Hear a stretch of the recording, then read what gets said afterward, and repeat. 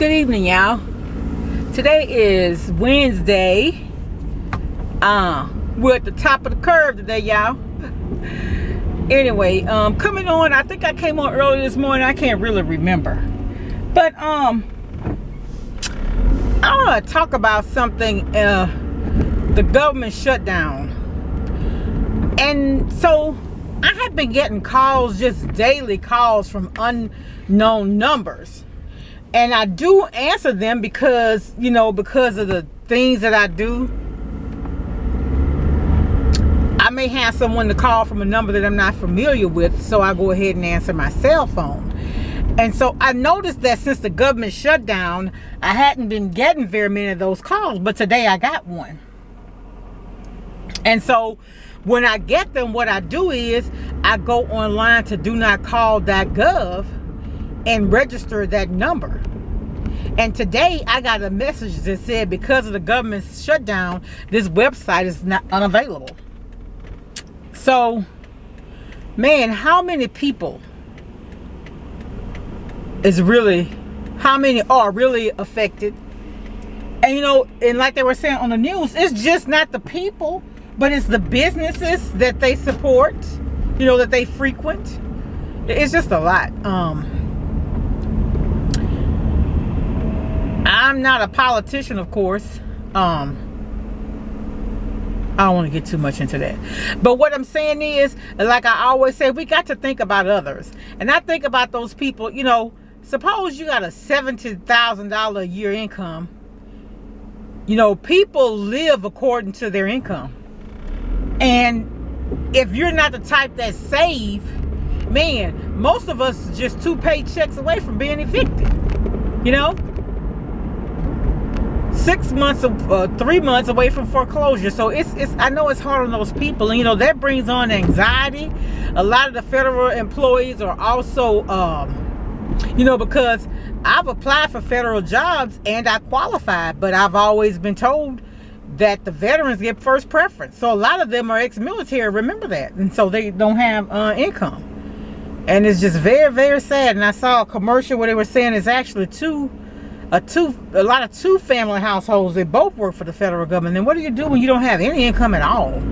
And so I was looking online, and they were talking about different places where they have shelters that distributing food from different food banks and things like that. And you know what it brings to mind to me? Bad situations bringing people together. And what the devil mean for harm, God mean for good. Like if a lot of times when there's a lot of devastation, it brings the communities together. And I remember, I don't know if I even discussed this during Hurricane Harvey. It was 2 guys who actually, one guy had a boat and helped the other one out of the house. In talking, they were in Houston. Both of them are from Bunkie, Louisiana. But being that they were from Bunkie, I don't know if they went to the same school or whatever, but they didn't even know each other. So now they become friends. The white guy goes over to the black guy's house and they hang out. He help him, to redo his house and stuff. So you know what?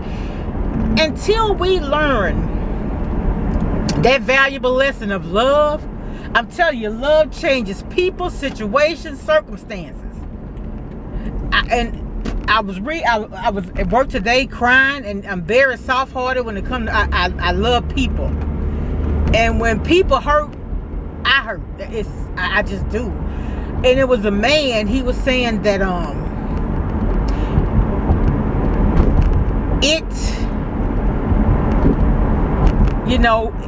it's so humiliating for him to get out and ask people for help. He said he go and apply for jobs, no one will hire him because he disheveled, he don't have a bath, and he don't have a place to go take a bath. He say sometimes he make enough money, he beg enough money to go get him a place to sleep at night. And so when he do that, he can take a bath or whatever. But I have learned something, and I'm privy to information of the privileged and the underprivileged. And one thing I have learned, certain people, and I'm not a racist, but you can have a black family and a white family. And I'm honest about this, y'all. I got white people in my family as well as black. I'm not racist. I'm not prejudiced. I get along with everybody. I look at the heart. But you can have a black guy and a white guy going through the same circumstance. You'll have people willing to give that white guy a raise so he can do better by his family. But the black guy's lazy. He don't want to do any better. That's not the truth. They just not being treated equal. But y'all, that guy was saying, back to the guy, the homeless guy, he said one time a guy come through and say, "Get a job, bum." That's what the guy told him. And he said, "God bless you, have a good day." He said that man came back to him and apologized, said, "I'm sorry, I was having a bad day." And so that guy gave him $30 and said, "Man, go get you a room and get you something to eat." And y'all, I promise you, with everything that's in me, if I ever am fortunate enough, I am going to help people. I do it now, but I'm not able to do it at the capacity that I want. And I've said this before. If you got, you can get. But if you don't have, nobody want to help you. It is sad. It is so sad. But I feel a shift coming. I may be dead and gone before it happens. But God is going to fix it so we ain't going to have nobody to depend on but each other. You watch. And we don't change. And I'm a firm believer. And I'm going to take this to my grave. And we don't change the way we interact, the way we treat for one another. God is going to fix it. So the only way we're going to survive is depend on each other. I don't care what you have. Those houses in California, the wealthiest houses burn just like the poor. You know, or can. I'm not sure about the salaries of those people. That's a false statement. But what I'm saying is, nobody is exempt. Everything we have is borrowed from God. He gave it to us. Just like he gave it, he could take it away. So we need to learn to be humble and help each other, and the world could be such a better place. That's why I love Christmas time. Everybody is in a giving mood. They're happy. They're smiling. They're singing. They're wearing their Christmas hats. They're dancing. And, you know, that's one thing I love about being in Louisiana. Man, Mardi Gras time, just like with the Saints. Who that? Like the Saints. I was watching the video the other day. It was yesterday. It was Drew Brees' birthday, and the rapper was there singing about him. And then they come out with a cake. That's love, y'all. That's why we should get along with each other. It shouldn't take a football game for us to come together. Black, white, different nationalities, different socioeconomic classes. Get together, love on each other. Love on each other. That's what we need. I'm telling y'all. A lot of people, a lot of problems would disappear. We would bring more love back. And I think, you know, people talking about, well, we gonna make America great. You know how you gonna make it great? By love, by loving others. If you don't love people, you can't make anything great, not even yourself. So, all right, I just wanted to come on and share that. Like I say, I love people. I don't like to see people hurting, you know. But that guy, y'all, he just touched my spirit. He was saying, you know, it's humiliating to have to beg. And, ooh, it just did something to me today. And then I was watching, it was in, I think it was Phoenix, Arizona. Fox TV had done a giveaway at Christmas. And this lady had written them and said that she had a friend who had her 6 great-grandchildren that she was raising, and she was having a hard time. She was renting a place, and they had a problem with the water, so the lady's water bill was $900, and she was paying $200 a month on it. But it wasn't going down because evidently there was something going on with the water. Well, in that regard, that landlord was wrong for that, because you knew there was a problem. She was renting this space from you. But anyway, y'all, she was the one that was awarded that Christmas thing. Girl, they came in there, they gave her furniture. They gave each one of the kids a $500 gift card for Christmas. They gave her a $500, was it a gift card, I think, to get food or whatever. And then it was some people at a car dealership in that area paid her rent for the entire year. That old lady, y'all, she was 70-something years old raising those 6 kids. I'm 53. I don't know if I could raise 6 kids. But I'm going to tell y'all something.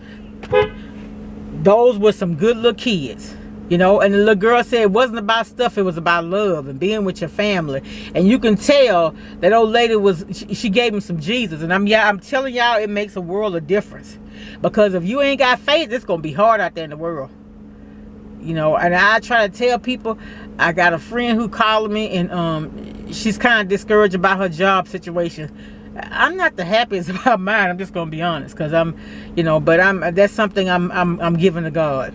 You know, I just want to be able to be in a situation where I can do well, I can help others, you know. So, but anyway, y'all have a good day. It's Wednesday. It's about 5:15.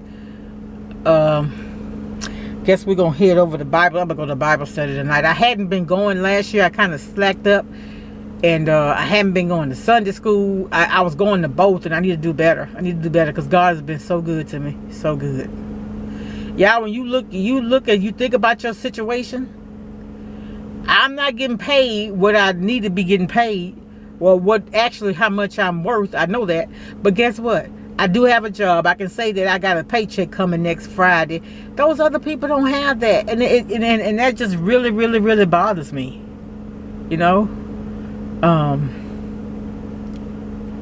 I don't know what it's going to take. What it's going to take.